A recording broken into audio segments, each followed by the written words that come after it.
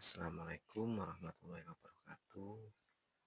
Alhamdulillahirrahmanirrahim. Salam Rahayu, salam budaya. Om Swastiastu, salam kebajikan. Alhamdulillahirrahmanirrahim. Pada waktu yang sangat bahagia ini, pada waktu yang sangat penuh dengan keberkahan ini, alhamdulillah kita masih bisa dipertemukan, masih bisa diberikan kekuatan, diberikan nafas, diberikan kehidupan dengan Sang Pencipta untuk bisa selalu berkomunikasi dan selalu bisa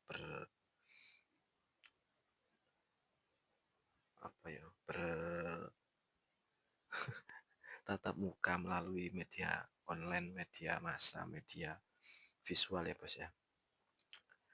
Ya alhamdulillah, segala puji bagi Allah Sang Pencipta kita, segala segala segala tuntunan, segala ridho, segala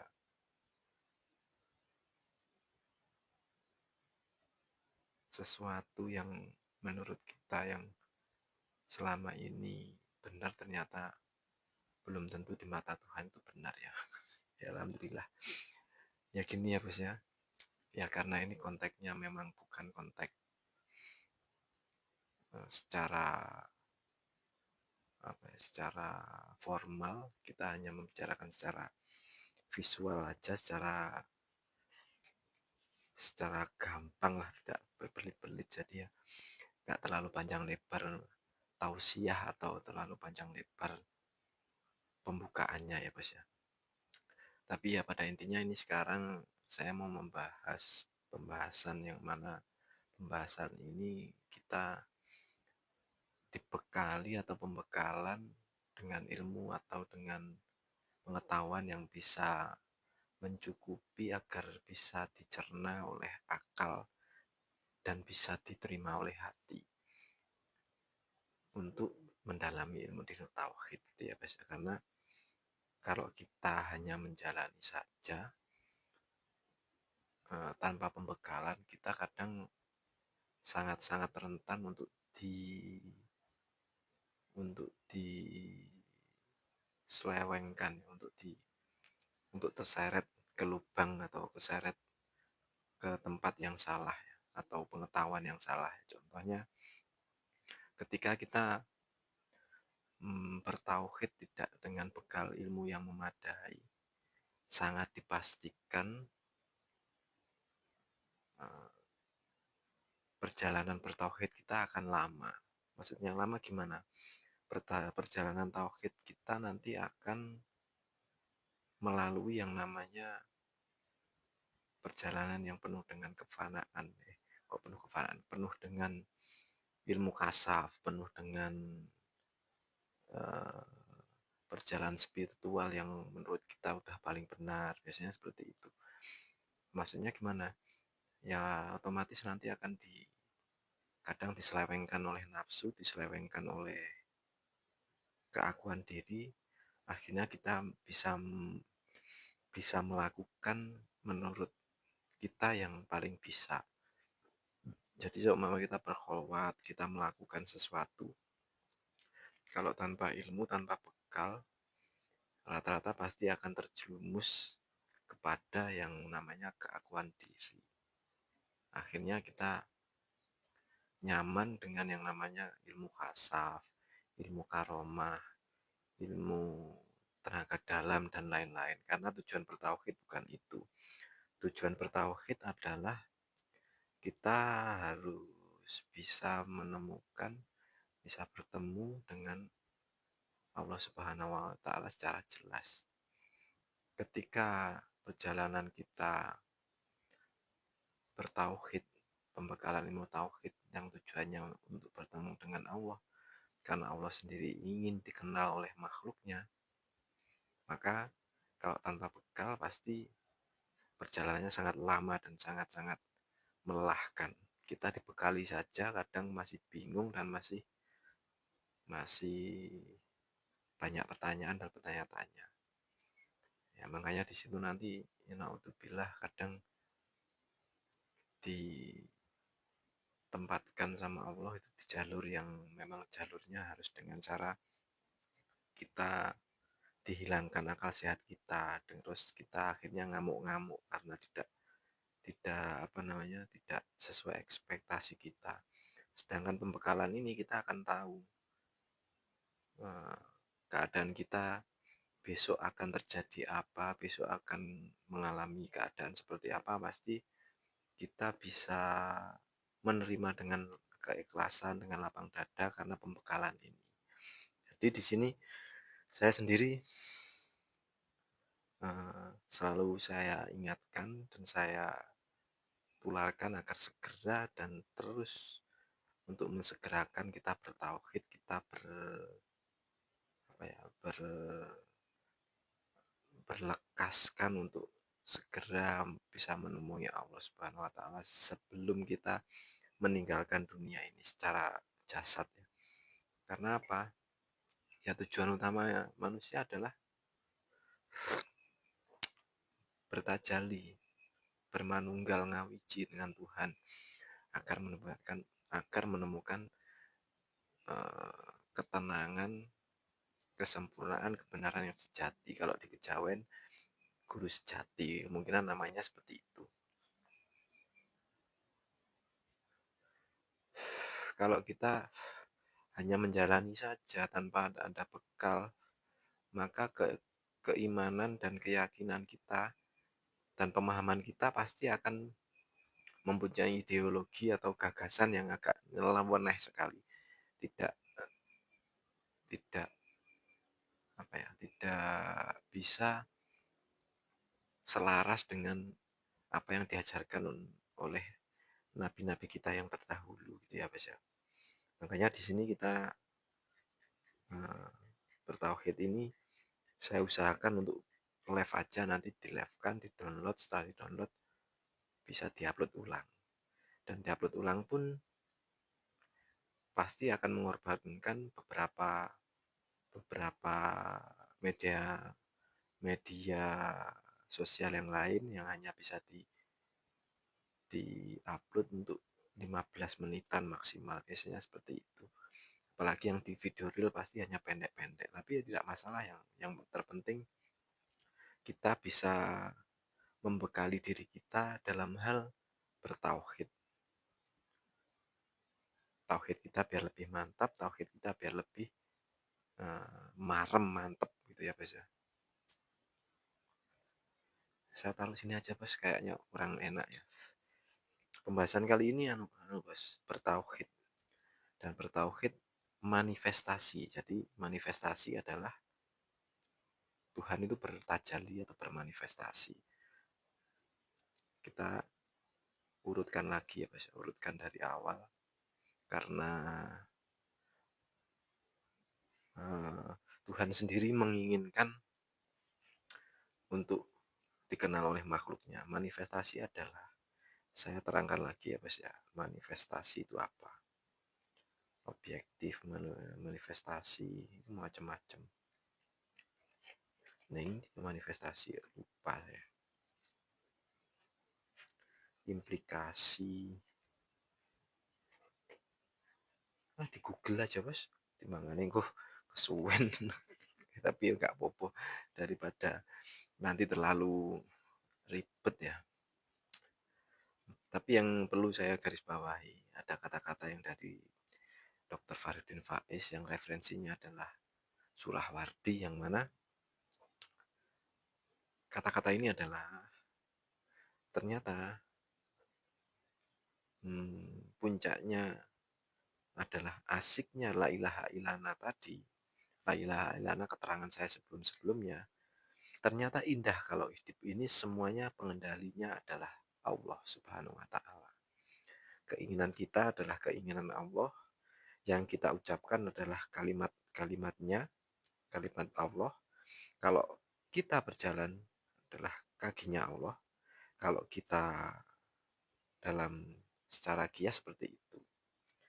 Terus secara kias juga kalau kita melakukan sesuatu, tangannya Allah. Itulah yang dimaksud bertauhid, yang mana kenikmatan-kenikmatan ketika kita sudah fana, kita sudah memfanakan diri, tujuannya adalah di situ.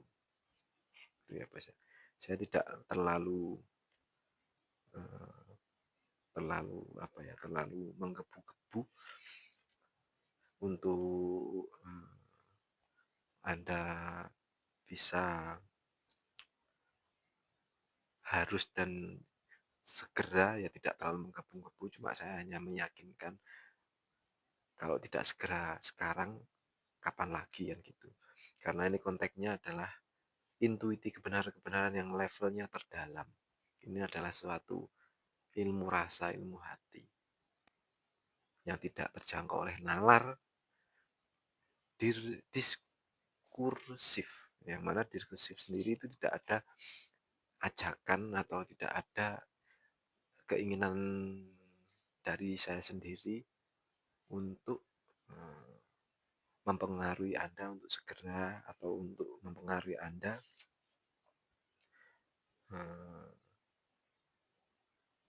mendengarkan dari sudut pandang saya pribadi. Tidak, tadi memang ini tauhid adalah bermanifestasi. Tuhan sendiri yang saya jelaskan tadi adalah ada manifestasi ideologi atau doktrinal, yang kedua manifestasi ritual, yang ketiga manifestasi intelektual, yang keempat ini manifestasi moral, manifestasi sosial yang kelima, dan keenam manifestasi estetik atau seninya, gitu Mas ya. Jadi ini saya bacakan aja biar Anda sendiri nanti bisa bisa mendengarkan, walaupun nanti intonasi saya kurang kurang jelas, mohon dimaklumi ya, karena tulisan saya tulisan cacing.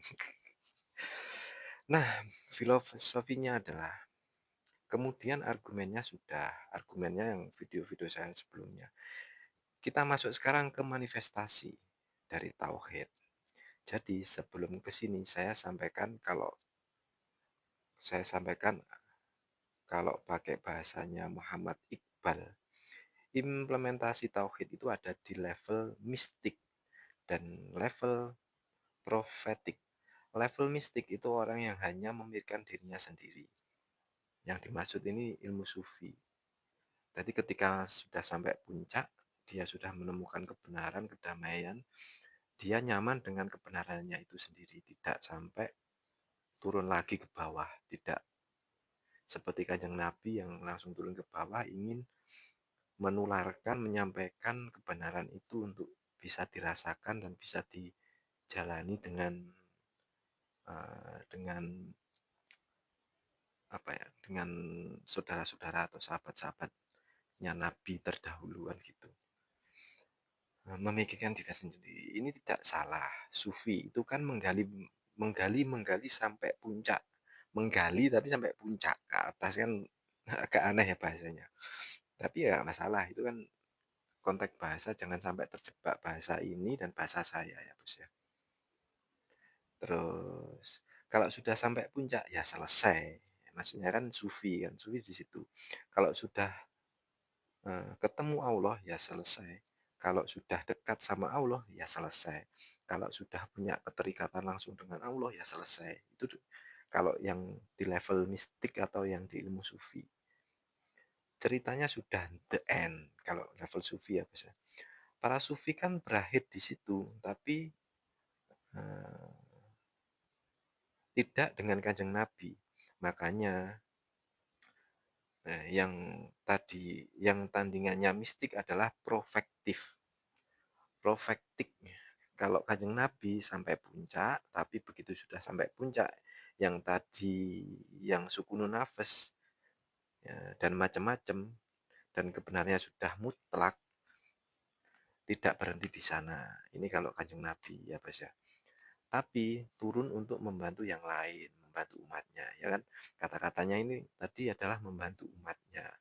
Kalau bahasa sekarang umatnya, kalau bahasa dulu Kanjeng Nabi sendiri itu membahasakan bukan umat tapi sahabat.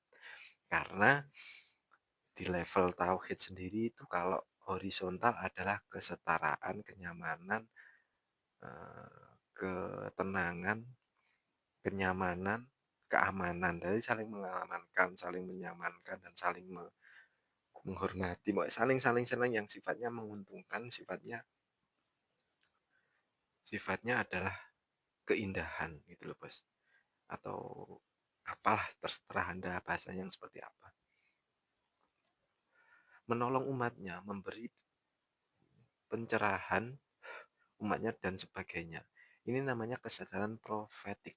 Jadi jadi ada beda antara mistik dan profetik. Cuma untuk menuju profetik ya harus mistik dulu. Nah, ini makanya yang mistik dulu itu biasanya orang itu menjalannya atau bertauhidnya lewat laku dulu. Jadi lewat menjalani kholwat, mencari pohon besar yang katanya orang-orang cari nomor. Tapi kan belum tentu mencari nomor. Itu maksudnya. Tapi kan di situ yang dimaksud harus melalui mistik dulu. Kadang dia berkholwat, bisa uh, bertemu dengan cahaya ini, cahaya putih, cahaya biru, dan lain-lain. Bisa bermimpi dengan dirinya sendiri, dan macam-macam. Itu terserah Allah, terserah Gusti Allah membimbingnya lewat mana dan bagaimana. Makanya tidak bisa diwakilkan dan dipindahkan. Gitu ya, Bos ya. Hmm,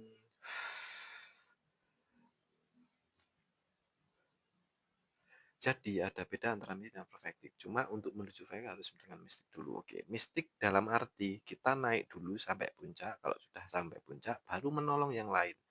Baru yang profektif. Nah, yang dikritik oleh Iqbal itu nanya, namanya orang itu hanya orang yang sampai puncak di mistik tapi berhenti di sana. Tadi bisa jadi pembahasannya beliau itu eh, apa ya, seperti contoh sufi. Jadi mistik sendiri, orang sufi sendiri menjalani, menggali sampai puncak, lalu dia nyaman dengan kepuncakannya, tidak turun ke bawah untuk membantu umatnya atau sahabat-sahabatnya atau manusia lah, enaknya omongan gitu. Puncak di sini tapi berhenti di sana. Jadi sudah puncak, jadi wali, jadi sufi, sudah selesai dengan kesufiannya. Makanya bedanya wali yang sifatnya, kalau dulu ya nabi itu memang puncak selesai ya sudah. Dia tidak terbebani dengan namanya utusan, atau dia tidak terbebani dengan penyampaian wahyu atau penyampaian tentang ilmu dinu tauhid, tidak hanya merasakan dan mengimani dengan kenyamanan dia dengan puncaknya dia hanya menikmati keindahannya itu atau kenikmatannya itu, keasikannya itu, tidak sampai dibebani untuk menebarkan ilmu tauhid, intinya gitu. Jarang yang berpikir untuk masyarakatnya. Nah, padahal tauhid itu tidak sekedar tadi yang menggali sampai puncak, tapi harus ada hmm, manifestasi-manifestasinya. Jadi pengertian manifestasi yang 6 tadi intinya itu. Jadi kalau tidak tuntas atau tidak hatam ya, sangat disayangkan ya, bisa ketika sudah sampai puncak tapi tidak ditularkan kepada yang lain. Hanya saja penularan ini ya tidak serta-merta dengan gampang dan mudah, penuh cacian, penuh caci maki, penuh hinaan, dan penuh macam-macam. Tapi ketika kita memang sudah merasakan yang namanya puncak kenikmatan, kesempurnaan, ketika melihat saudara-saudara di luar sana yang belum bisa menerima ilmu dinu tauhid, ya kita tidak bisa memaksakan.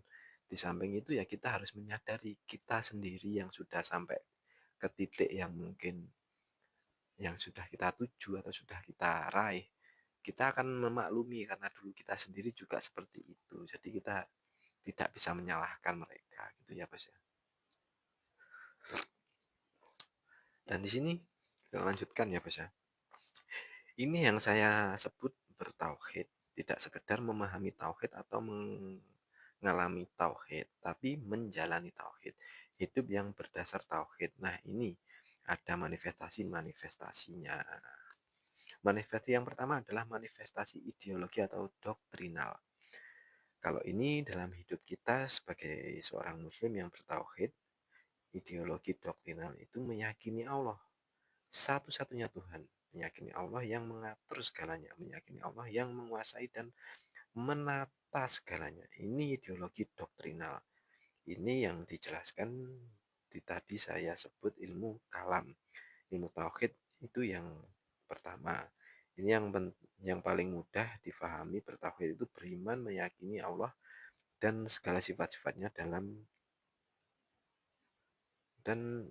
meyakini Allah dan segala sifat-sifatnya dan juga kekuasaannya. Ada yang kedua, jangan lupa manifestasi ritual. Jadi manifestasi yang doktrinal dan juga manifestasi eh, ideologi itu adalah kita udah yakin Tuhan itu sebagai Tuhan yang satu-satunya, meyakini Tuhan sebagai pengatur segalanya. Terus apa namanya? Yang paling mudah dipahami adalah segala sifat-sifatnya adalah sifatnya Ar-Rahman Ar-Rahim, dan sifat-sifat Allah itu adalah salah satu manifestasi Allah Tuhan kita sebagai manifestasi yang dikelompokkan yang disebut manifestasi doktrinal atau ideologi, pemikiran atau gagasan. Itu adalah manifestasinya Tuhan, bukan manifestasinya makhluk atau saya atau kita pribadi. Jadi kalau masih ngaku-ngaku kita yang bisa, alhamdulillah, saya yakin belum tenang hidupnya gitu. Masih banyak pertanyaan, masih menyalahkan orang, masih alhamdulillah menganjing-anjingkan orang, masih menganggap orang lain itu salah aja. Gak ada benernya kan gitu. Yang kedua, manifestasi ritual.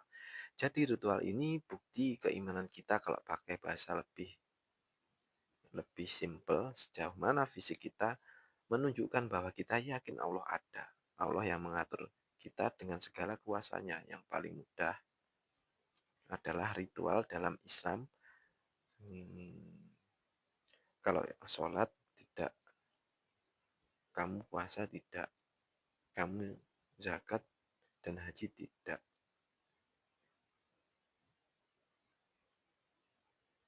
Oh, maksudnya gini, manifestasi yang ritual ini, kamu sholat tidak, kamu puasa tidak, kamu zakat tidak, haji haji atau tidak. Kalau kalau kalau namanya manifestasi ritual, kalau pakai bahasa mudah, bukti fisik paling dekat,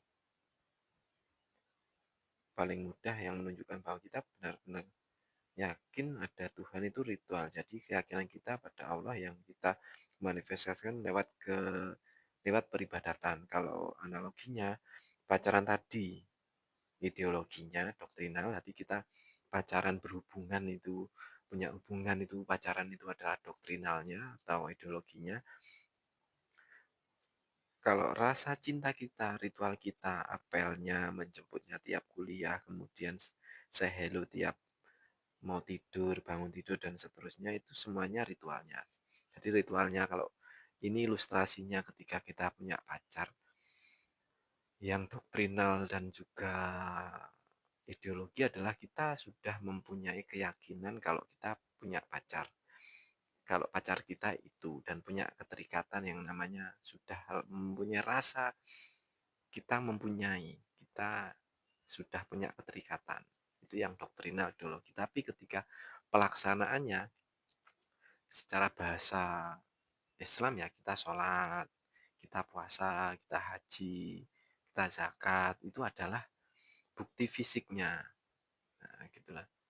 Dan contoh lagi kenapa bukti fisik itu atau syariat itu diperlukan. Karena gini,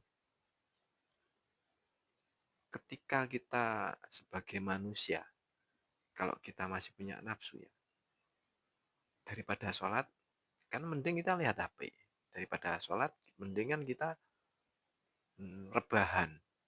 Daripada kita sholat, atau zakat, atau puasa, atau ya puasa, kan mending kita makan.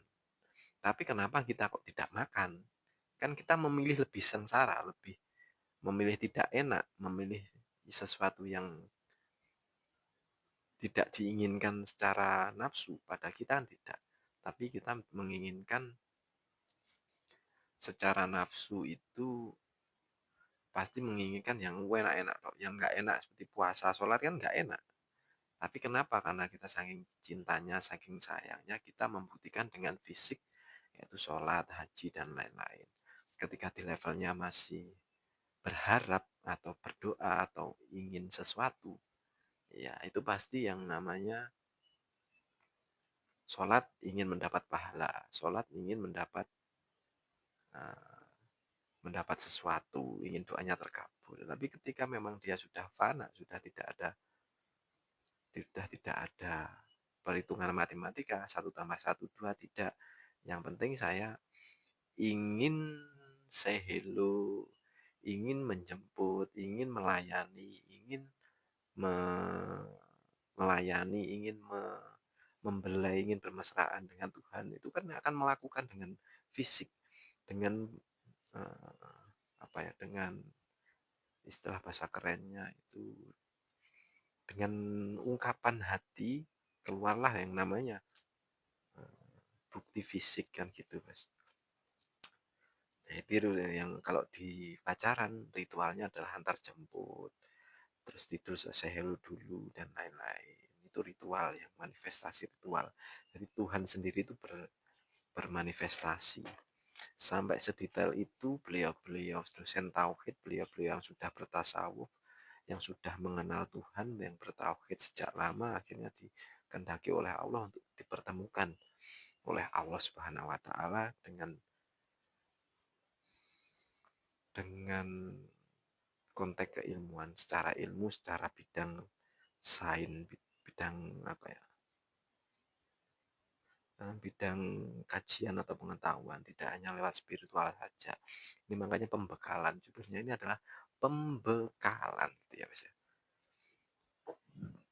Jadi bukti bahwa kita benar yakin bahwa kita cinta, kan itu ritualnya,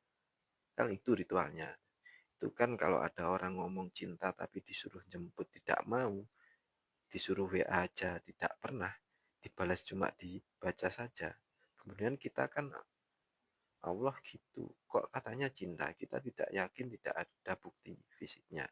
Kalau sebaliknya tiap hari WA, tiap hari say hello, tapi sebenarnya tidak ada cintanya, itu cuma iseng saja. Nah itu kan beda juga. Jadi ideologis dan ritual harus nyambung, ideologis dan ritual harus nyambung, makanya syariat pun harus dipakai bos. Jadi jangan, ketika memang Anda dikehendaki sama Allah bertauhid lewat jalur wasilah, ya harus ber, bersyariat, tidak pakai jalur jadab sakar PDW, tidak, harus senormalnya orang. Jadi ketika gini, yang dimaksud katanya gini, ketika kita bertauhid dan lewat manifestasi, apa tadi, manifestasi ritual. Jadi ketika kalau kita cinta sama Allah, tapi ketika disuruh sholat tidak mau, disuruh bersolawat tidak mau, disuruh berhaji tidak mau, puasa tidak mau, itu kan sama aja dengan Anda punya pacar, disuruh WA nggak mau, suruh jemput nggak mau, suruh ngapel nggak mau. Itu contohnya yang paling gampang. Tapi ketika Anda bertauhid, tidak punya hubungan, hanya memperhatikan, sering WA, sering antar jemput, dengan bukti visual, dengan bukti fisik, dengan bukti Anda perhatian dengan Allah, tapi tidak tidak punya keterikatan, itu sepertinya seperti iseng. Anda seperti iseng, Anda punya gebetan, atau punya Nah, ya gebetan ya, enak ngomong, gebetan tapi hanya seperti mempermainkan. Contoh, ah iseng aja lah, sering WA, sering ngasih perhatian, sering sering antar jemput. Tapi eh, secara pribadi, secara secara ideologinya tidak punya keterikatan. Anda kan tidak punya perjanjian, kalau mungkin bahasa gampangnya seperti itu. Jadi ya memang cuma iseng aja, tidak ada keterikatannya. Makanya tidak nyambung, ya tidak, ya kurang enak bos, yang namanya kurang nyambung, tidak ada keterikatan ya pasti tidak beres gitu loh bos, kurang kurang sip. Makanya semua harus nyambung. Yang kedua, yang ini masih kedua juga, iseng saja. Jadi makanya kalau ada yang tanya, saya yakin sama Allah tapi masih males sholat, masih males puasa, harusnya kamu tidak begitu, berarti masih belum terlalu yakin sama Allah. Kalau kamu yakin adanya Allah, bahwa kuasa dalam dia kuasa dan kamu cinta akan keberadaan Allah, jangankan disuruh sholat yang 5 waktu, bahkan kalau mampu kamu ingin nambah sholat sunnah yang banyak. Kalau memang cinta pasti sholat sunnah dengan ikhlas, tidak akan disuruh pun ya pasti akan melakukan gitu loh. Jangankan puasa Ramadan, kalau boleh kamu ingin setiap hari puasa biar tambah dekat sama Allah, itu namanya bukti-bukti fisik lewat ritual. Meskipun ya karena Allah sayang sama kita, ritual-ritual yang diwajibkan bagi kita itu sebenarnya segala yang bermanfaat, segala yang berhikmah untuk hidup kita. Tidak pernah ritual yang enggak ada gunanya sama sekali. Itu nanti bisa dikaji di titik-titik. Kalau teman-teman belajar kajian namanya Hikmatul Tasrik atau Falsafatul Tasrik, itu untuk mengungkap bahwa di ke setiap peribadatan yang kita lakukan ada makna, dan ada makna yang luar biasa. Yang kedua, kalau yang kedua masih mudah difahami ya, jadi sangat mudah difahami ya. Jadi yang tadi bukti manifestasi, manifestasi ritual. Halo Kang, assalamualaikum. Waalaikumsalam Mas Roti bakar anak lanang. Halo, halo juga Kang. Kak Fitri selamat bergabung. Jadi yang pertama tadi, ikatan kita pada Allah itu diilustrasikan seperti pacaran. Kita punya keterikatan, punya perjanjian, atau punya keterikatan batin, yang mana keterikatan batin itu adalah manifestasi ideologi atau doktrinal. Manifestasi yang kedua adalah manifestasi ritual, antar jemput kita, say hello kita, balas WA kita kepada pacar, itu adalah manifestasi moral. Kok moral, maaf. Manifestasi ritual. Jadi yang kedua adalah manifestasi moral. Yang satu dan dua ini masih mudah dipahami banget. Untuk yang ketiga ini yang mungkin agak agak susah dijelaskan, tapi ya memang itu tadi, makanya saya hanya tugasnya hanya wayang, hanya robot, dan hanya eh, aktor, sutradaranya bukan saya, dalangnya bukan saya, dan juga kontrolnya bukan saya, di belakang layar saya bukan saya. Ini ya gitu, kita harus nafi isbat. Nah, yang ketiga adalah manifestasi intelektual. Sangat jarang dijelaskan bahwa orang bertauhid itu membutuhkan manifestasi intelektual. Manifestasi intelektual itu orang yang bertauhid harus harus terus berusaha meningkatkan kapasitas intelektualnya. Kenapa? Semakin tinggi ilmunya, semakin tinggi kapasitasnya intelektualnya. Semakin mudah dia bertauhid, semakin sempurna tauhidnya. Karena kenapa? Orang itu semakin pintar, dia semakin mandiri, semakin tidak bergantung apa-apa. Semakin Anda pintar, semakin Anda mandiri dengan diri Anda sendiri, tidak tergantung dengan yang lain. Semakin dia tidak tergantung banyak hal, semakin mandiri, semakin dia bertauhid. Lawan tauhid itu kan menduakan Allah.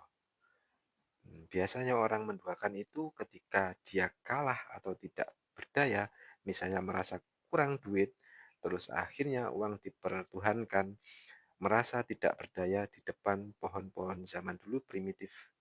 Primitif akhirnya pohon disembah. Tidak berdaya di depan laut, laut disembah.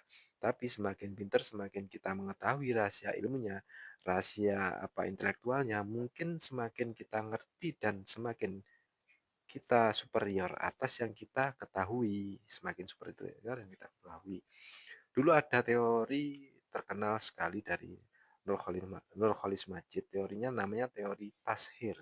Tashir itu teori kan banyak ayat Al-Quran yang bunyinya saharo saharo lahu, menaklukkan karena alam ini oleh Allah kita diperintahkan untuk menaklukkan dalam arti kita pahami hukum-hukumnya dulu, kemudian kita kelola.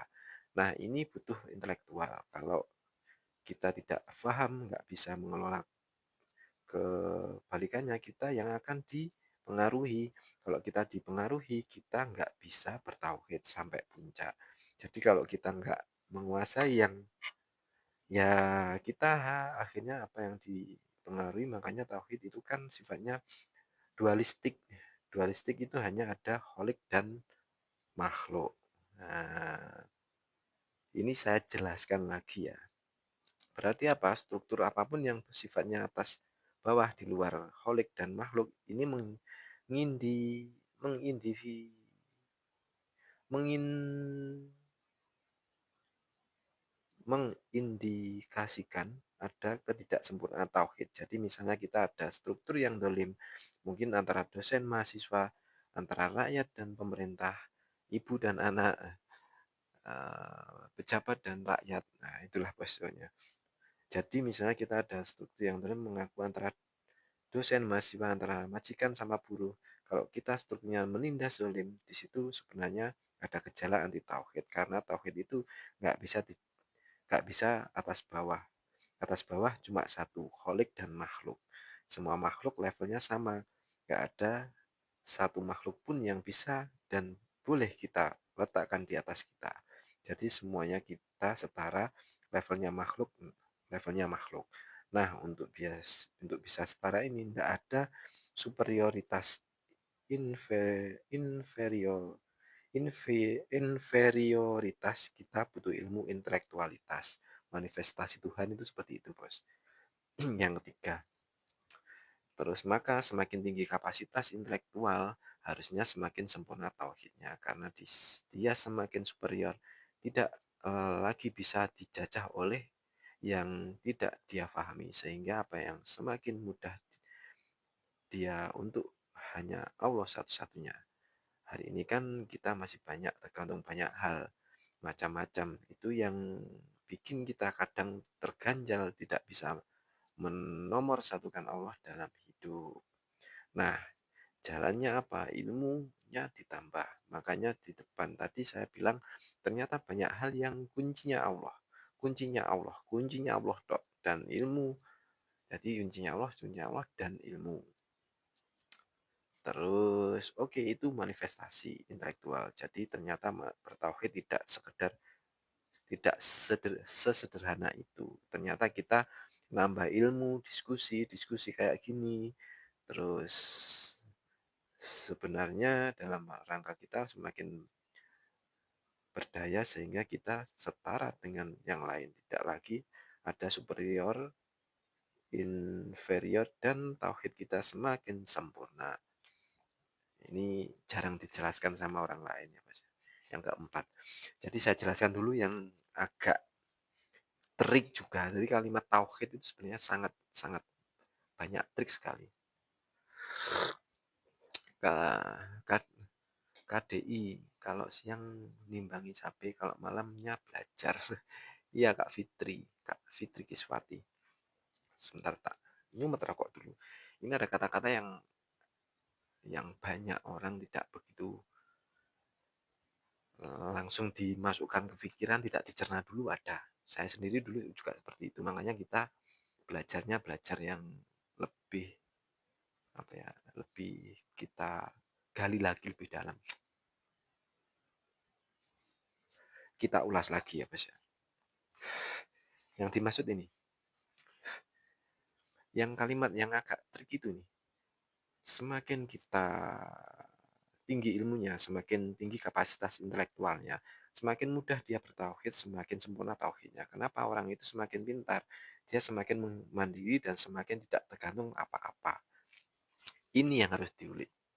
Karena gini ya, kenapa di tauhid sendiri mengajarkan ini zikir nafi isbat, zikir nafi, zikir sirul asror, harus mengenal sifat Tuhan yang 20 dan sifat wajib makhluk yang 20 dan sifat jaiznya Allah satu, sifat jaiznya manusia satu, makhluk satu. Karena gini, ketika orang yang masih di kaum am atau awam itu eh, mendefinisikan kata-kata beliau ini masih seperti ini. Kalau kita belajar tentang ilmu akuntansi, kita pasti akan bisa mengelola uang. Itu masih ada keakuan atau kenapsuan. Kalau kita belajar tentang manajemen, tentang pemasaran, pasti kita akan mendapatkan pembeli yang banyak dan lain-lain. Oke, nggak masalah, benar. Secara teori kita bisa menggambarkan itu akan mencapai keinginan kita atau mencapai yang target-target kita secara makhluk, secara nafsu. Tapi kalau kita masih belum sampai puncak, belum memahami tauhid, belum mengenal Tuhan secara jelas dan belum bisa memfanakan diri, maka definisinya bukan yang di depan tadi. Yang sebenarnya definisinya ini adalah pembekalannya dulu. Pembekalan tentang tauhid, pembekalan tentang ilmunya, pembekalan tentang bertata bertata usaha dan lain-lain.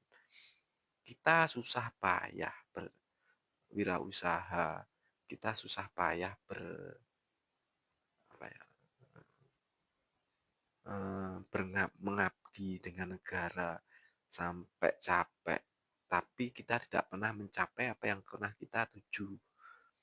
Ternyata tujuan kita tetap bleset, tetap tujuan kita tidak sesuai ekspektasi. Itu karena kita masih mengaku-ngaku, masih punya nafsu dan masih belum nafi isbat, belum fana. Yang dimaksud Dr. Farudin Faiz, fanakan dulu, pasrahkan semuanya. Ikhlaskan yang sudah terjadi, jalani yang sedang terjadi, dan pasrahkan yang akan terjadi. Ya, makanya yang di ilmu dinu tauhid ini kita harus uh, bisa memegang yang namanya tikir sirul asro dan nafi isbat ini, gitu loh. Makanya kalimat ini pun juga sangat-sangat trik, bukan bukan hanya kalimat yang uh, serta merta mudah dicerna, tidak, ternyata sangat trik sekali. Gitu ya, Mas ya. Jadi jangan sampai salah paham. Makanya ilmu tauhid ini tidak bisa langsung dimakan mentah-mentah, tidak bisa. Harus dicerna lewat hati. Gitu ya, Mas ya. Oke, alhamdulillah ini sudah sampai keempat. Yang keempat nanti dilanjut enggak ya? Saya ganti ini dulu aja ya. Saya ganti mikrofon dulu ya. Takutnya nanti mikrofonnya habis. Untuk yang keempat ini adalah, tadi ada yang keren loh, Mas. Jatuh, Mas. Ada yang keren. Yang keren adalah ini loh. Struktur apapun yang sifatnya atas bawah, di luar kholik dan makhluk itu mengindikasikan ada ketidaksempurnaan tauhid. Ini konteksnya tauhid ya. Kalau ada struktur atas bawah kecuali sang kholik dan makhluk, itu eh, indikasinya adalah ketidaksempurnaan bertauhid, gitu ya, Mas. Hmm, saya ganti dulu ya, biar lebih enak biar nanti nggak sampai mati mic-nya. Saya rokan dulu. Yang keempat adalah intelektual. Maaf. Yang keempat adalah manifestasi moral. Jadi Gusti Allah sendiri adalah bermanifestasi dengan namanya manifestasi moral. Kalau yang manifestasi eh, apa tadi ya? Saya sampai lupa.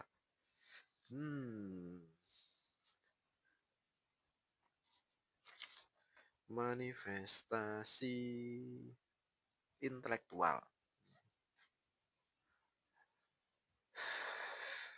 Jadi ketika manifestasi intelektual ini masih kita ngaku-ngaku dan kita yang bisa, ya maaf, pasti juga tidak akan pernah sempurna. Tapi ketika Anda sudah fana, ketika Anda diperjalankan oleh Allah Subhanahu wa taala di dalam bertauhid ini, dalam lakon kehidupan ini, kita sebagai orang intelektual itu akan menjalinnya dengan rasa nyaman, tenang, damai, dan tidak ada yang namanya kecapean, dengan tidak ada yang namanya kejenuhan, tidak ada yang namanya kejengkelan dalam hati. Enaknya di situ, bos. Tapi kalau Anda masih menganggap Anda yang bisa dan mampu, ya kita tidak akan mampu, bos. Kita tidak akan bisa.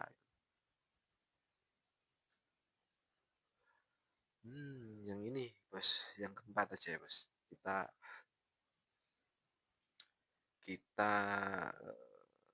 apa namanya? Masuk ke dalam kategori manifestasi yang keempat, yaitu manifestasi moral. Manifestasi moral ini pas nomor 4 ya. Yang nomor 4, kalau ini mudah, mungkin kita sudah paham ya, bahwa bertauhid berarti berimplikasi moralitas. Kita harus terpelihara. Kalau di dalam bahasa Suwi ada istilah toh taholak taholak biahlakillah, berakhlak melakukan amal baik sebagaimana Allah memberikan kebaikan kepada kita. Al ahlakil, akhlaknya Allah. Iya. Jadi kita harus berakhlak seperti Tuhan kita, bos. Karena kita adalah manifestasi Tuhan juga.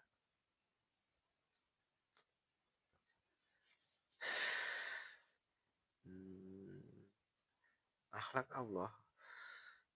Allah itu pemurah sekali, penyayang sekali. Ayo kita tiru sifat-sifatnya Allah. Taholak bi ahlakillah itu antara manifestasi moralnya tauhid.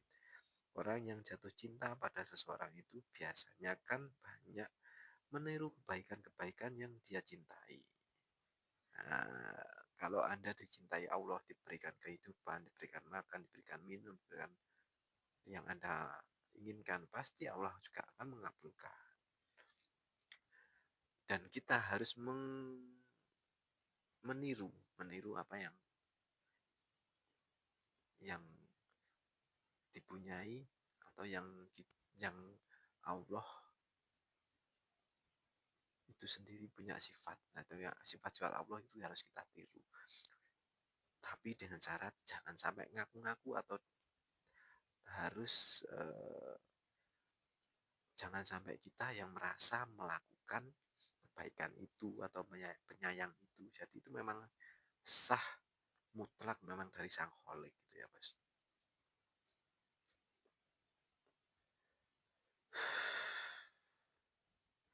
Nah, manifestasi moral tadi berakhlak seperti akhlaknya Allah, perilakunya perilaku Allah pada kita. Yang keempat, kan gampang. Jadi Allah Maha Pemurah, Allah Maha Pengasih dan Penyayang. Jangan niru yang galak-galak. Jangan tiru yang jalaliyahnya. Selama ini Anda sendiri tahu, jalaliyah Allah itu kalau memang Anda sendiri tidak mungkin setiap hari Setiap saat tuh Allah sendiri menunjukkan di depan Anda sifat jalaliyahnya, sifat keagungannya.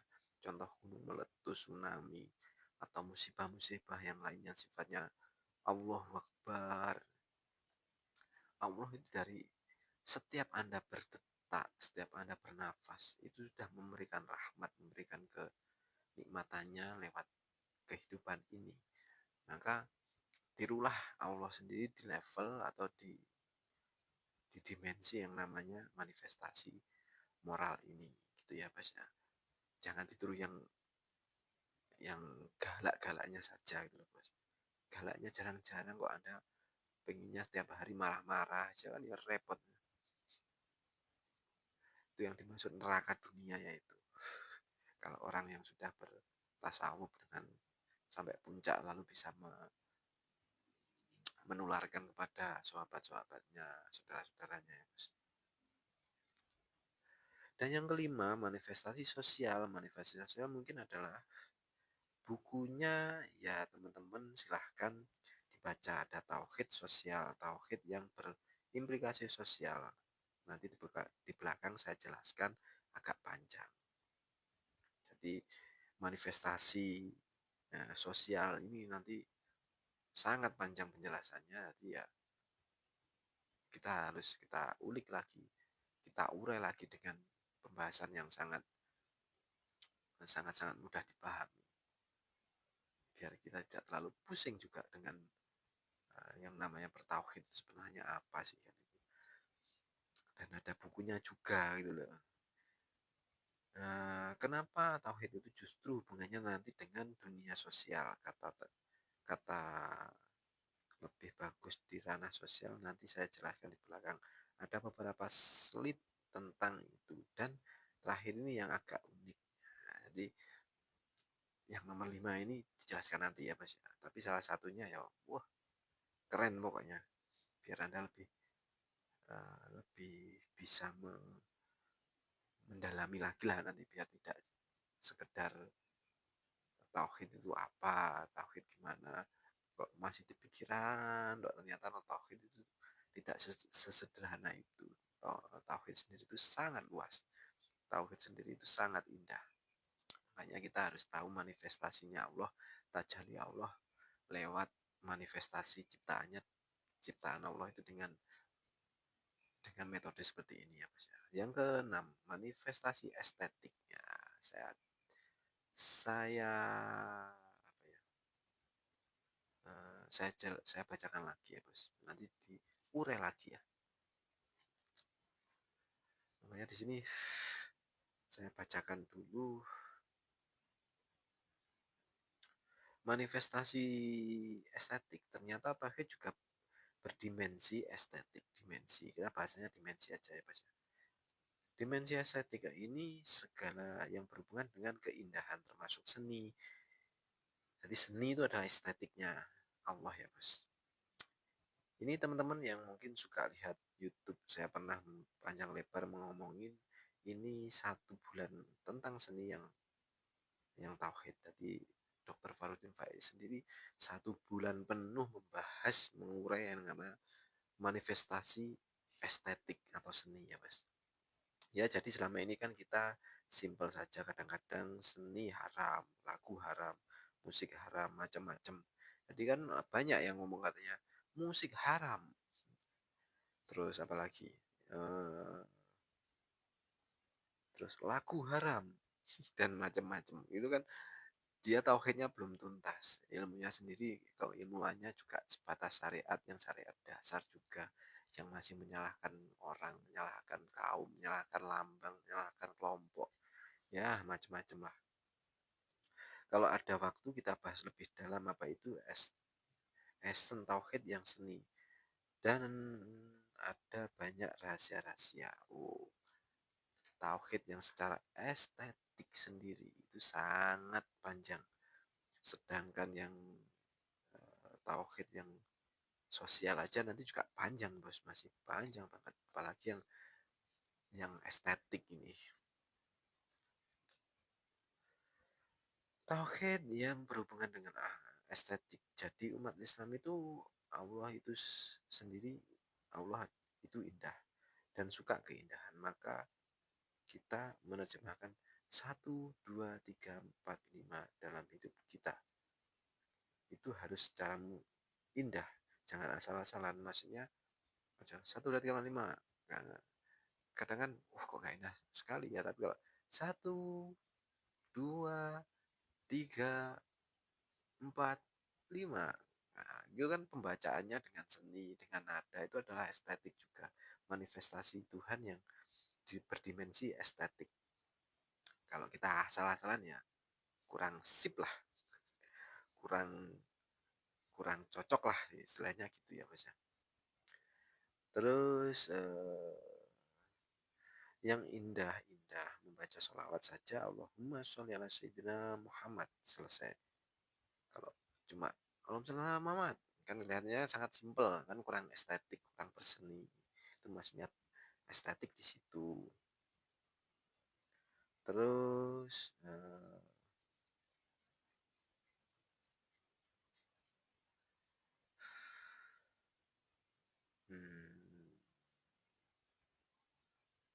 tapi kalau kita dengan nada tertentu, dengan tone tertentu, jadi Allah lebih indah.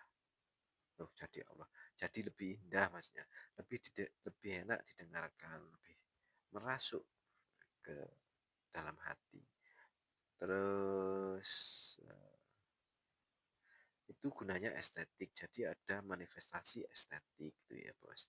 Bahkan yang saya ingat misalnya Syekh Roji Al-Faruqi itu coba coba perhatikan cara umat Islam menerjemahkan tauhid dalam seni rupa.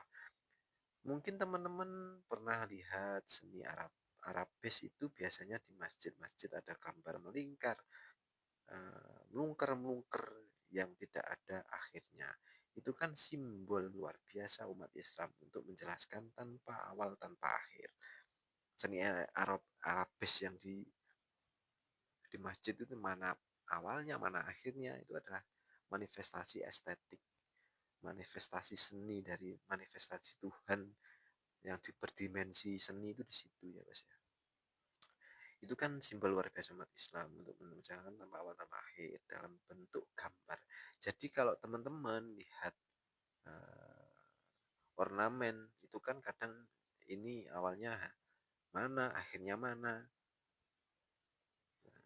Arabilit Arabi Arabistik kan gitu. Itu canggihnya umat Islam menerjemahkan bagaimana estetikanya, tapi yang tidak nabrak prinsip-prinsip tauhid. Jadi bertauhid sendiri itu macam-macam. Tidak hanya berdimensi yang namanya dimensi ideologi, berdimensi ritual, berdimensi apa tadi sampai terakhir kan keenam ini estetik ya.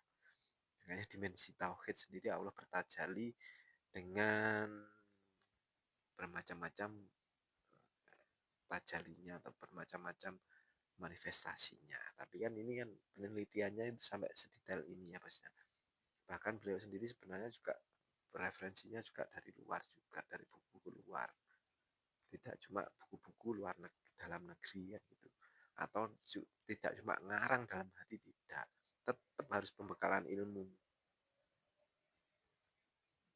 Gitu ya Mas ya. Dan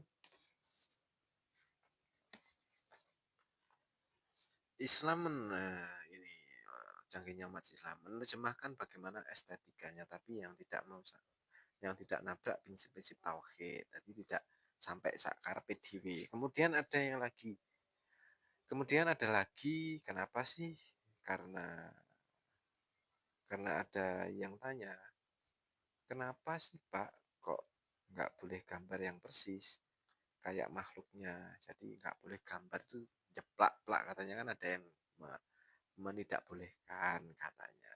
Padahal sebenarnya sah-sah saja. Cuman karena Allah bermanifestasi estetik, ini katanya eh, dulunya boleh. Oh, ada pasalnya ini, Bos.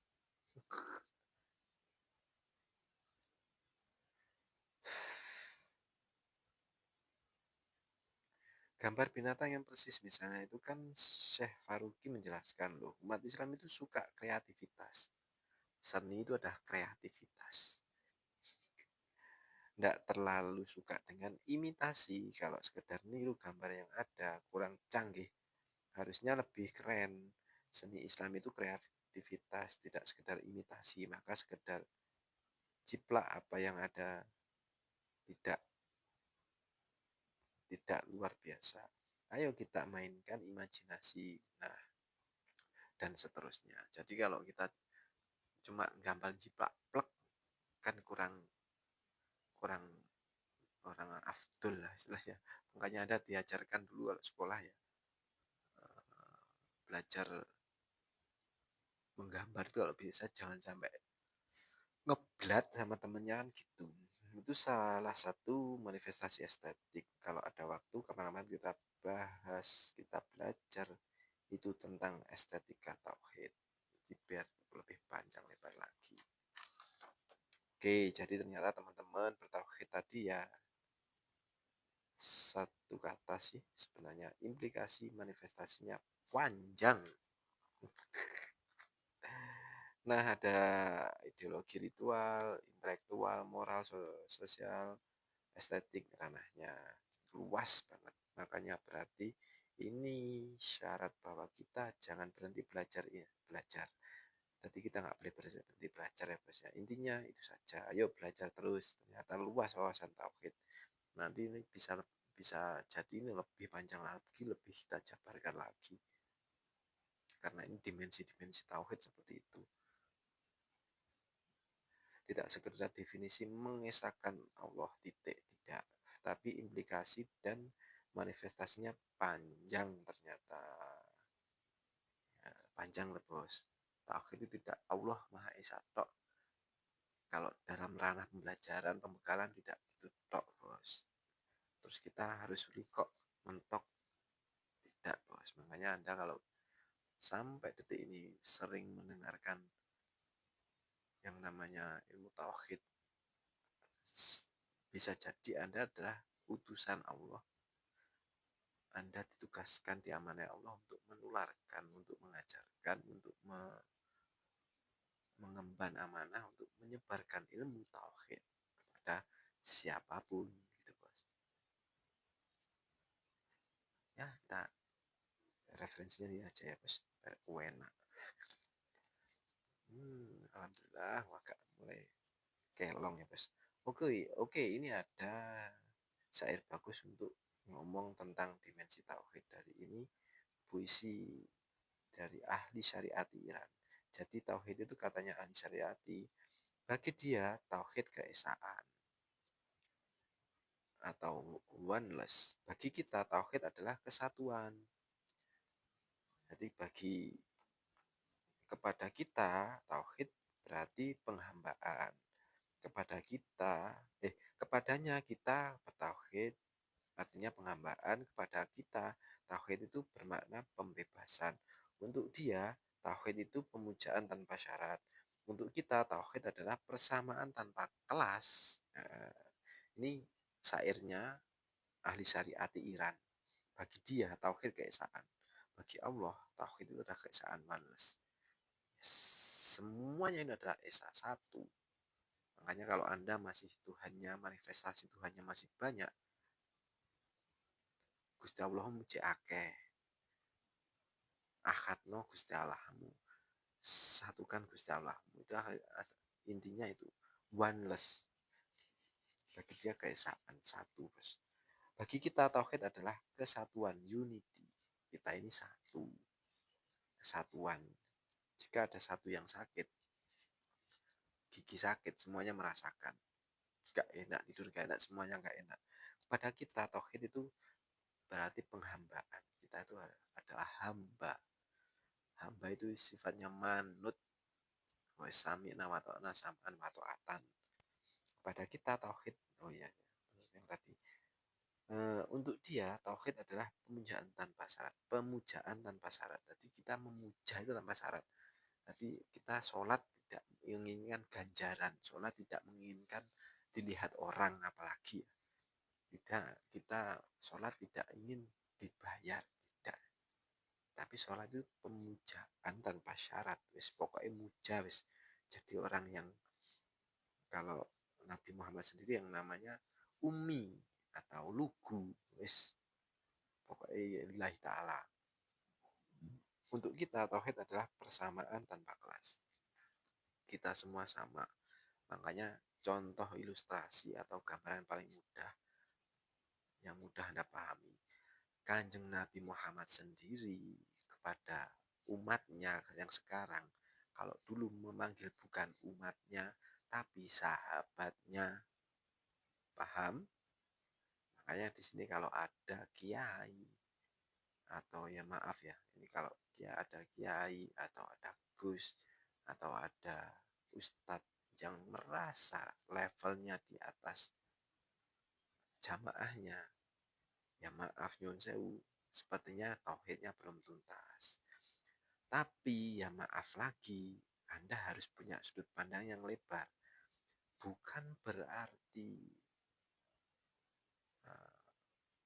seumpama kiai Anda merasa Anda dihinakan, merasa Anda kok seperti dinomor duakan atau disepelekan. Itu sebenarnya adalah perasaan Anda sendiri menganggap Anda disepelekan, padahal sudut pandang kiai Anda belum tentu seperti itu. Karena kenapa? Kadang ketika memang guru tauhid itu sudah merasa dia tidak nyaman, dia sudah, daripada nanti panjang lebar tidak masuk, daripada nanti panjang lebar tidak menemukan solusi, lebih baik diam atau lebih baik membiarkan dia melakukan sesuatu itu dengan nalarnya sendiri, dengan cara berkholwatnya sendiri, dengan cara bermeditasinya sendiri, dengan cara Allah, bimbingannya Allah sendiri.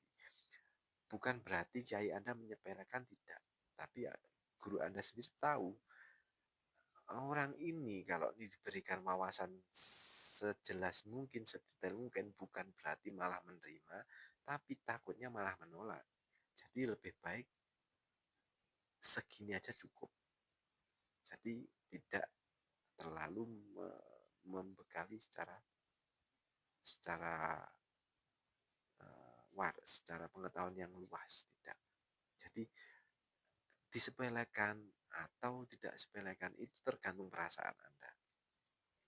Bukan berarti Anda menganggap disepelekan, bukan berarti kiai Anda menyepelekan, tidak. Kadang memang kiai sendiri tahu kapasitas Anda, memang belum waktunya. Nah, gitu loh bos. Makanya jangan sampai suudon gitu. Ini kan sangat indah ya kalau bisa ada catatan seperti ini, kita bisa memahami dan mencernanya, terus mengurainya dengan baik. Bagi dia, bagi Allah, tauhid berarti keesaan. Nah, ini lanjutannya syair tadi. Tapi bagi kita tauhid adalah kesatuan, unity. Tadi saya bilang dalam dunia tauhid kita semua adalah satu. Kalau kita adalah makhluknya Allah. Sehubungan bagi sehubungan dengan Allah, tauhid itu oneness, bukan keesaan. Sementara bagi kita yang manusia, tauhid adalah kesatuan. Jadi tauhid dengan Allah itu oneness, bukan keesaan. Sementara bagi kita yang manusia adalah kesatuan. Kemudian Allah berhubungan dengan Allah sendiri. Kemudian Allah berhubungan dengan Allah. Tauhid berarti penghambaan, pengabdian total kepadanya. Jadi intinya kita itu adalah kesatuan, keesaan, sehubungan dengan Allah. Nah, jadi bagi sehubungan dengan Allah, tauhid itu oneness, bukan keesaan. Jadi kalau di levelnya makhluk, kita ini adalah satu, kesatuan. Maksudnya satu ya satu. Kita ini adalah kesatuan, kesatuan makhluk. Tapi kalau urusan dengan Tuhan itu adalah esa, tunggal. Sudah ya tunggal ya tunggal gitu, nggak ada yang lainnya. Semoga paham ya. Kalau udah menjalani paham, cuma mengilustrasikan yang agak susah gitu. Makanya tauhid itu unik, tidak ada batasnya, eh, tidak ada yang karena kebenaran yang terdalam tidak bisa dinalar oleh pikiran kita. Kenapa itu bertauhid? Pengabdian total kepadanya, tapi berhubungan dengan kita yang manusia, tauhid adalah pembebasan. Jadi tauhid adalah pembebasan. Kenapa begitu kita bertauhid itu syarat kita harus membebaskan diri dari semuanya yang mengungkung kita atau membelenggu kita kecuali Allah saja. Jadi sehubungan dengan kita tauhid bermakna pembebasan. Jadi kalau kita itu harusnya bebas bebas-bebasnya dalam hal konteks kebebasan hati, kebebasan berdaulat dengan diri sendiri. Kata-kata berdaulat harus dipahami ya, Mas. Kalau eh, kalau dengan berhubungan dengan Tuhan itu maknanya adalah harus harus membebaskan dari belenggu-belenggu nafsu ini ya gitu. Untuk dia tauhid adalah pemujaan tanpa syarat. Untuk kita tauhid adalah persamaan tanpa kelas. Nah, ini tadi saya bilang tauhid. Itu ternyata dua dimensi. Dimensi kholik dan dimensi makhluk. Bagi kholik tauhid itu keesaan. Kalau kita sama sang kholik itu Allah itu esa tunggal. Bagi kita makhluk tauhid itu berarti kesatuan. Bagi kholik tauhid berarti penghambaan. Bagi kita yang makhluk tauhid berarti pembebasan. Bagi kholik tauhid adalah pengabdian, pemujaan tanpa syarat. Bagi kita manusia tauhid adalah persamaan tanpa kelas. Ini bukan semakin semakin semakin kita mengajar meng,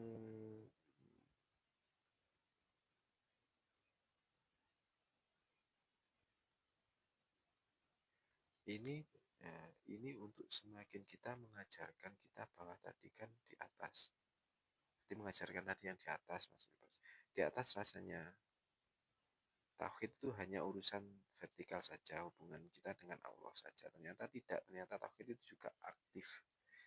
Jadi urusan eh, tauhid itu ternyata tidak hanya urusan vertikal makhluk dengan Tuhan saja, tidak. Makanya nanti banyak tokoh-tokoh yang menegaskan namanya teologi pembebasan. Teologi pembebasan itu berarti dengan dasar kebertuhanan. Kalau ada Islam dengan dasar tauhid, kita membebaskan diri dari segala macam-macam penindasan. Loh, kita itu tidak ada kelas, bos. Semuanya sama. Anda dan saya sama. Saya jangan sampai saya merasa sebagai guru, jangan sampai merasa saya sebagai ustadz atau sebagai siapapun. Makanya saya berpenampilan seperti ini. Biar saya sendiri tidak sampai saya tomak, jangan sampai naudzubillah kita takabur, apalagi riak, apalagi sampai hasud. Naudzubillah min dzalik. Kita tomak aja nggak boleh. Kita apalagi sampai hasud, naudzubillah, sangat tidak diperbolehkan, sangat-sangat diharamkan.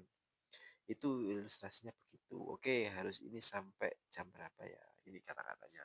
Kata-kata yang penutupnya sebelumnya. Bukan penutup sih. Kata-kata menunjukkan biar bisa lebih ngobrol panjang lebar enggak ya? Batasan waktu pada saat diskusi itu. Ya, sampai jam 9 Pak. Jadi 20 menit lagi ya. Oke, tapi lebih dikit. Boleh kok Pak, lebih dikit. Lebih dikit saya ngomongnya. Oke teman-teman. Setuju ya lebih dikit. Ya, kalau setuju raise your hand. Ya, sudah oke. Nah, ini saya lanjutkan. Maka ini baru Terus kita masuk sekarang ke implikasinya. Implikasi atau makna tauhid. Oke, saya taruh dulu. Yang penting ini sudah sampai implikasinya. Saya tandai dulu, Bos. Implikasi tauhid. Biar nanti kelanjutannya enak kita membahasnya ya, Bos. Jadi setelah panjang lebar tadi ternyata intinya gini. Tauhid itu katanya Surawardi puncaknya adalah sukunun nafas. Ini adalah pembelajaran secara metode ilmiah atau metode akademis ya, Bos. Biar ini untuk pembekalan saja, untuk pembekalan Anda untuk selalu berlikok segera bertauhid segera mendalami ilmu dinul hak dinul tauhid agar Anda bisa menemukan kedamaian, keindahan, kesempurnaan, kebenaran yang sejati yang keluar dari diri Anda sendiri. Yang mana ketika nanti ada manifestasi intelektual, yang mana kalau sudah Anda paham ilmu tauhidnya, Anda akan bisa mandiri, tidak ketergantungan dengan orang lain, tidak ketergantungan dengan selain Anda sendiri. Itu loh, Bos. Makanya orang-orang dulu kejawen sendiri pun, orang-orang Jawa sangat banyak yang jaduk-jaduk ya katanya. Orang-orang sekarang banyak yang level spiritualnya sangat tinggi.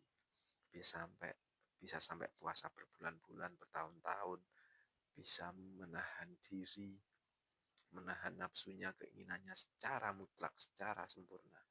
Karena sudah penghambaannya, keisanannya, keimanannya sangat yakin dengan Tuhannya, dengan penciptanya dan tahu siapa Tuhannya gitu ya, Bos ya. Makanya makna-makna tauhid itu ada yang namanya kita harus memahami dulu, tidak harus memahami tok, tapi harus meningkat, harus yakin. Dengan meyakini, setelah meyakini menjalani. Salah satu di dalam tarikoh yang mutabaroh atau tarikoh yang sudah bisa terdaftar di Indonesia, rata-rata juga mengajarkan yang namanya kholwat, meditasi dan lain-lain. Ini sangat-sangat diperlukan ya, Bos. Terus nanti ada levelnya Allah yang di level la ilaha illallah, la ilaha illallah, la ilaha illa anta, la ilaha illa ana. Yang ana sendiri sudah dijelaskan panjang lebar. Setelah itu kita harus mengenal yang namanya penghayatan Allah. Allah itu bertajalli. Allah itu juga punya tingkat-tingkatan keyakinan kepada manusia itu seberapa atau di tingkatan mana keimanan kita dalam bisa menghayati keimanan kita lewat pengroso kita ya atau perasaan kita, yaitu penghayatan Allah ada di level ahad, wahid dan juga wahdah. Yang wahdah sendiri ada manifestasinya Allah yang bertajali, yang lewat tajali Allah itu dengan jamaliyah dan jalaliyah. Jamaliyah adalah keindahan, jalaliyah adalah keagungan. Terus dan lagi ada yang namanya tadi level-level atau sudah di tingkatan tauhid la ilaha illallah sudah ya, la ilaha illallah, la ilaha illallah itu tadi. Setelah itu namanya videonya sangat panjang sekali ya, Bos ya. Sudah lumayan capek ini. Yang terakhir, yang setelah itu bukan yang terakhir ya. Yang setelah itu adalah bertauhid atau bermanifestasi, yaitu satu manifestasi ideologi atau doktrinal, manifestasi ritual, manifestasi intelektual, manifestasi moral, manifestasi sosial, dan manifestasi estetik. Itu ya, Bos ya. Manifestasi Allah Subhanahu wa taala itu macamnya banyak sekali.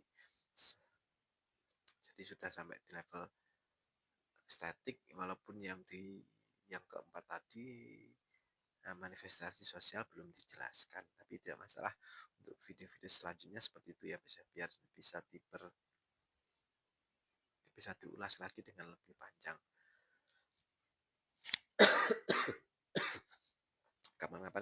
video lagi selama 2 jam.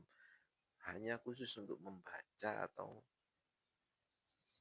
mendalami ilmu tauhid yang mana biar Anda lebih paham lagi, atau nanti wis pokoknya disingkat aja secara datar gitu aja, nanti biar Anda lebih memahami yang namanya ilmu tauhid seperti apa. Makanya tauhid yang sangat dasar adalah hanya mengenal sifat yang 90, ternyata ya tidak sampai sebatas itu saja. Masih banyak lagi yang namanya tauhid yang terpendam yang hanya sekarang memang dibuka lebar. Terus yang kedua, yang ketiga, yang keempat, makanya kesimpulannya segerakan bertauhid. Sudah peradabannya seperti ini, Anda adalah orang-orang terpilih, Anda adalah orang-orang yang sangat dikehendaki oleh Allah untuk segera mendekat, segera untuk bertajali, segera untuk mempunyai keterikatan langsung dengan Tuhan. Karena kepada siapa lagi kalau tidak kepada Tuhan Anda akan menyembah, Anda akan bersatu, Anda akan bermesraan, Anda akan menggantungkan segala sesuatu kalau tidak dengan Tuhan yang Maha Esa, gitu ya Mas ya. Terima kasih banyak ya, karena ini kontennya tidak formal ya, ngomong apa adanya saja, tidak ada dilebih-lebihkan dan tidak ada yang dikurang-kurangi. Ya adanya seperti ini. Allah itu memang maha segalanya, Allah memang maha kuasa. Apapun yang kita lakukan nanti pasti akan berdampak sangat positif kalau kita memang tidak ngaku-ngaku dan kita sudah tidak ada lagi alias fana ya Mas ya. Alhamdulillah saya di sini pun tidak menuntut banyak follower, banyak pengikut. Yang terpenting tugas saya hanya menyampaikan dan menularkan. Urusan Anda berikan hidayah atau tidak itu adalah tugas Allah Subhanahu wa taala. Karena memang nanti akan tersaring sendiri, akan terfilter sendiri siapa dan yang mana yang akan dijadikan Allah sebagai kekasih-kasihnya. Oke, sementara seperti itu ya. Terima kasih banyak. Wassalamualaikum warahmatullahi wabarakatuh.